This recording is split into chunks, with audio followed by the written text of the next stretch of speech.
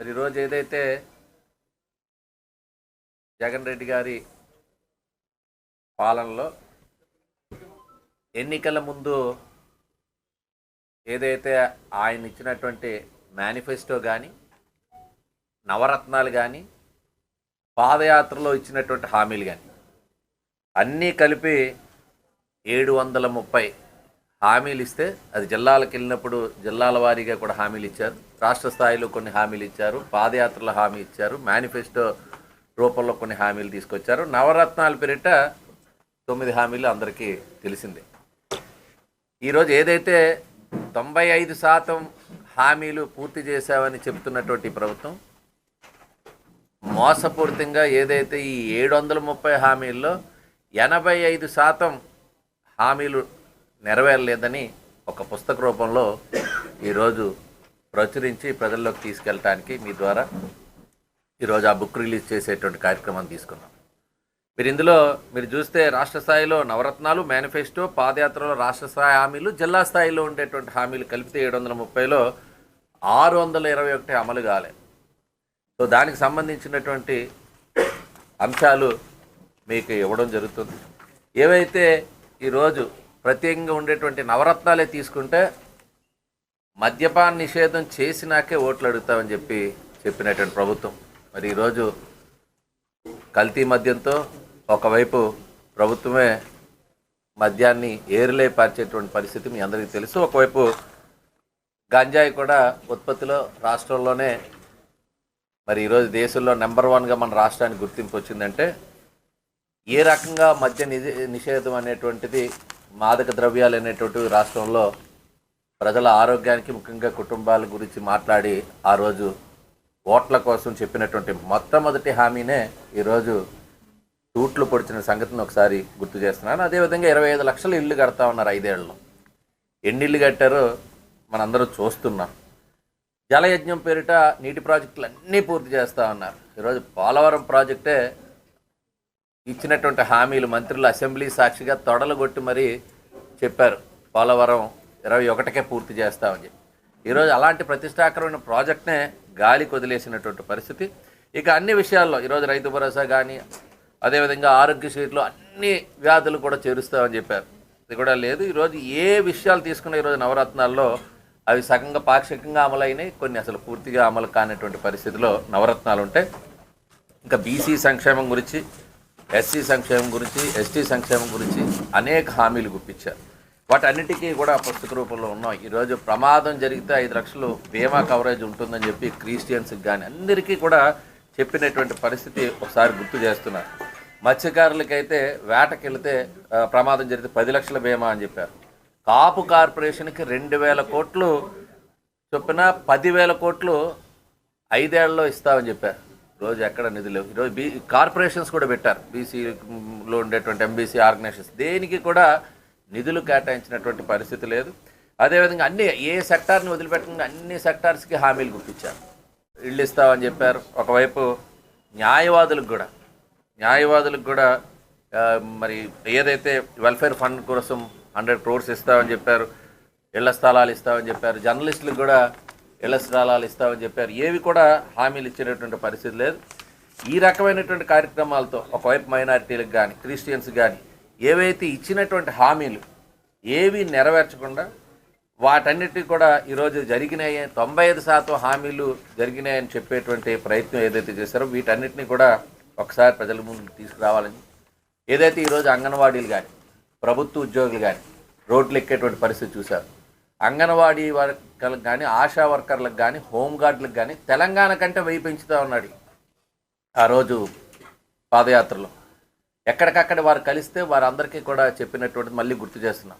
ఈరోజు వారికంటే తక్కువగా ఈరోజు ఉన్నాయి. అందుకనే ఈరోజు అందరూ కూడా అన్ని సెక్టార్స్ కూడా ప్రభుత్వ ఉద్యోగులు అయితే సిపిఎస్ రద్దు చేస్తూ ఉన్నారు. అదేవిధంగా పాత పెన్షన్ విధానాన్ని మరలా పునరుద్ధరిస్తామని చెప్పారు. ఈరోజు వాళ్ళందరూ కూడా ఏ రకంగా ఈరోజు ప్రభుత్వ ఉద్యోగాలు కూడా రోడ్లు ఎక్కారు, టీచర్ల విషయంలో ఏ రకంగా ఈరోజు ఉన్నారనేటువంటిది కూడా మనందరం చూస్తున్నాం. కాబట్టి ఎవరికైతే ఈరోజు హామీలు గుప్పించారో ఆ రోజు అధికారంలో రావడానికి చేసినటువంటి ప్రయత్నాలన్నీ ప్రత్యేకంగా ఈరోజు పారిశ్రామిక ప్రగతికి స్థానికంగా ఉండేటువంటి ఒక జీవో ఇచ్చి గాలికి వదిలేశారు 75% ఉపాధి కలిగిస్తాం. ఎక్కడా కూడా అమలయ్యేటువంటి పరిస్థితి లేదు ఈరోజు జీవోలతో పరిస్థితి. రెండోది ఒక్క కొత్త పరిశ్రమ కూడా ఈరోజు వచ్చేటటువంటి పరిస్థితి లేదు. ప్రత్యేక హోదా గురించి మరి ఎంపీలు గెలిస్తే కేంద్రాన్ని మెడలు వంచి ఇప్పిస్తూ ఉన్నారు. ఈరోజు హోదా మాట లేదు, ఆ ఊసే లేనటువంటి పరిస్థితిలో ఉంటే పరిశ్రమలు ఎట్లా వస్తాయి, పరిశ్రమలకు రాయితీలు ఎట్లా వస్తాయి, ఎలా ఉపాధి అవకాశాలు కలిగిస్తారు అనేటువంటిది కూడా మనందరం కూడా చూస్తున్నాం. కాబట్టి ఈ రకమైనటువంటి పరిస్థితుల్లో ఈరోజు 2,30,000 ఉద్యోగాలు, ప్రభుత్వ ఉద్యోగాలు ఉండేవి. ఆ ఖాళీలన్నీ భర్తీ చేస్తామని చెప్పారు. జాబ్ క్యాలెండర్ ప్రతి జనవరి 1వ తారీఖునల్లా ప్రతి సంవత్సరం కూడా జాబ్ క్యాలెండర్ని అనౌన్స్ చేసి ఉద్యోగాల భర్తీ కోసం ముందుకెళ్తా ఉన్నటువంటిది ఎక్కడ మరి వచ్చింది అనేటువంటిది మనం చూసుకుంటే ఎక్కడ కూడా ఈ 5 ఏళ్ళు దగ్గర అవుతుంది. ఇంకో 3 నెలల్లో ఎన్నికలు వస్తూ ఉన్నాయి. ఈరోజు చెప్పినవన్నీ కూడా ఏ ఒక్కటి కూడా హామీ నెరవేరలేదు. కాబట్టి 85% ఈ హామీలు ఒట్టి హామీలుగా ఉన్నాయనేటువంటిది తెలియజెప్పడానికి ఈరోజు ప్రత్యేకంగా ఈ కార్యక్రమం తీసుకోవడం జరిగింది. కాబట్టి అర్హులందరికీ కూడా అందలేదు. 3,000 రూపాయలు పెన్షన్ ఇస్తామని చెప్పారు ఎన్నికల ముందు. ఈరోజు దాకా 5 ఏళ్ళు గడిచి ఈ 3 నెలలు మాత్రం 3,000 రూపాయలు, అంటే 5 ఏళ్ల పాలనలో ఈ 3 నెలలకి 3,000 ఇస్తున్నట్టు, అది కూడా రేపటి నుంచి అమలు అవుతున్నట్టు చెప్పే ప్రయత్నం చేస్తారు. అంటే ఏ హామీని కూడా నెరవేర్చకుండా ఈరోజు పేదవాళ్ళకి భారం పెరిగేటట్టుగా చెత్త పన్ను నిర్ణయాలు కానీ లేకపోతే కరెంటు బిల్స్ కానీ విపరీతంగా పెంచి ఈరోజు పెట్రోల్, డీజిల్, గ్యాస్ కూడా ఇతర రాష్ట్రాలతో పోల్చుకుంటే మనం ఎక్కువగా ఉన్నాం. సో ఇవన్నీ పోల్చుకుంటే ప్రజలపైన విపరీతమైన భారం మోపి ఒకవైపు ఇచ్చినటువంటి హామీలు నెరవేర్చడానికి సంపద సృష్టి అనేటువంటిది చేయలేక ఈరోజు ఉండేటువంటి వనరులను కూడా ప్రాపర్గా ఉపయోగించుకోకుండా ఇసుక కానీ మైనింగ్ ఏవైతే ఉన్నాయో ఇవన్నీ కూడా వాళ్ళ జోబుల్లో పోతూ, పెద్దల జోబుల్లో, ప్రభుత్వంలో ఉండేటువంటి పెద్దలకి కనుసన్నల్లో ఈరోజు మైనింగ్ అంతా ఉండటం వల్ల రాష్ట్ర ఆదాయం ఈరోజు లెక్కల ద్వారా వచ్చేటువంటి ఆదాయంగా పూర్తి స్థాయిలో ప్రభుత్వం చేతుల్లో పోవట్లేదు. చూస్తున్నాం. మొన్నటి వరకు బ్యాంకింగ్ వ్యవహారమే లేదు. ఇప్పుడు కూడా కొన్ని షాపుల్లోనే కార్డ్స్ అలౌ చేస్తున్నారు. మిగిలినంతే అంతా కూడా నగదు రూపంలో తీసుకున్నారు. కాబట్టి ఇవన్నీ మనం ఆలోచన చేసేటప్పుడు ప్రభుత్వానికి సకాలంలో 15వ తారీఖు లోపు జీతాలు ఇచ్చేటువంటి పరిస్థితి లేదు.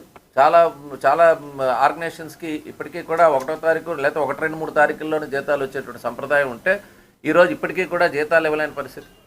కాంట్రాక్ట్ కార్మికులకి అందరికీ రెగ్యులరైజ్ చేస్తా ఉన్నారు. అవుట్సోర్స్ ఉద్యోగస్తులకి రెగ్యులరైజ్ చేస్తామని చెప్పారు పాదయాత్రలో.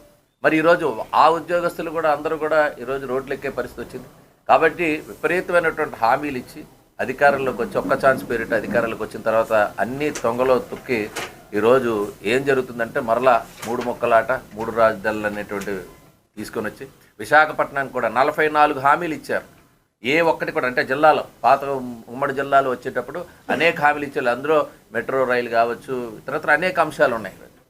సో ఇవన్నీ కూడా ఈరోజు ఈ పుస్తక రూపంలో మీ అందరికీ ముందు ఉంచుతున్నాం. కాబట్టి ఏదైతే ఈరోజు ఇచ్చిన హామీలు వైఫల్యం చెందారు, ఈ ప్రభుత్వానికి రేపు రాబోయే రోజుల్లో ప్రజలే బుద్ధి చెప్పేటువంటి రోజులు ఆసన్నమైనవి. ఇవన్నీ కూడా ప్రజలకు కూడా తెలుసు, ఉండేటువంటి వ్యవస్థలకు తెలుసు. అన్ని సెక్టార్స్ని ఆకట్టుకునే ప్రయత్నంలో భాగంగా అన్ని వర్గాల వారికి విపరీతమైన హామీలు గుప్పించి అధికారంలోకి వచ్చిన తర్వాత వాటన్నిటిని కూడా గాలికి వదిలేసినటువంటి పరిస్థితి ఈ ప్రభుత్వం మరి ప్రజలకు చూపిస్తుంది. కాబట్టి ఓకేనా, ఎయిట్ వస్తాను మీకు తిరగాల, కెమెరాలన్నీ ఎదురు ఉన్నాయి.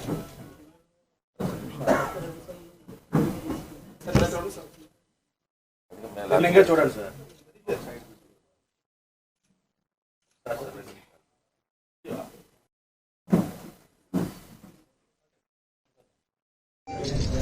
చూడండి కెమెరాలు చూడాలి.